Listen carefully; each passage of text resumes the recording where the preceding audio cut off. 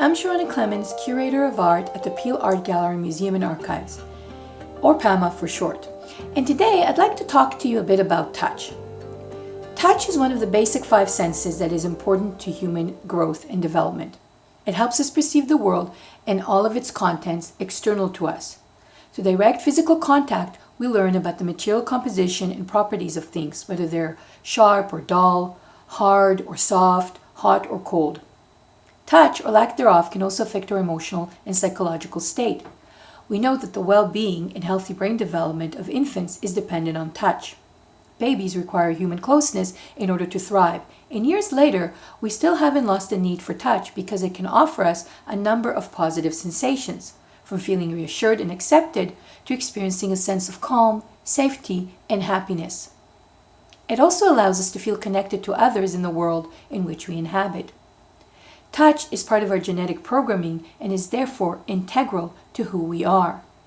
But now, living through the COVID-19 pandemic, we are urged at every turn and for the real benefit of our health and survival to keep apart, not to touch.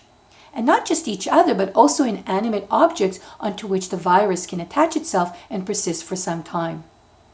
And with this new commandment, the need to touch and to feel the tactile quality of all things around us hasn't been more palpable.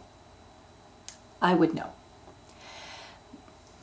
Now, I also can't help but think of our first mother, Eve.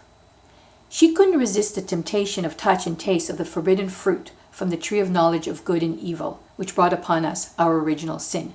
Yes, God forbid both Adam and Eve not only from eating, but also touching the fruit. Being as weak as Adam and Eve were at self-restraint, I often wonder how they would have fared with museum etiquette, where touching is almost always prohibited.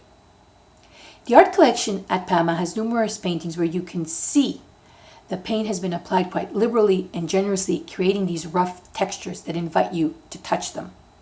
From the luscious colors of works by Lise Gervais to the very thick impastos of paintings by William Ronald, it's no wonder we are tempted to explore through the sensors in our hands. Museum goers know all too well this first golden rule of not touching when attending art exhibitions. But it's not for no reason. It's not some mischievous prank we run at your expense. It's not like we enjoy tormenting you. The truth is that we all have naturally occurring oils on our skin and on our fingertips that are hazardous to works of art. And if we're not careful, we might actually damage the works. We might even run the risk of losing them. So in art, we can only perceive through sight and from afar, sometimes through sound, but rarely touch. We know how much discipline it takes to refrain from doing what we deeply want to, but if we can do it to protect art, then why not do it in order to protect human life, even animal life? Of course, that excludes loved ones that we live with. Matisse, after all, right here, she's taking a bit of a nap. She wouldn't have it any other way. She demands her daily cuddling from her human subjects. She's even crawled up here to be right beside me as I do this little video. You can't really hear her, but she is purring quite a bit.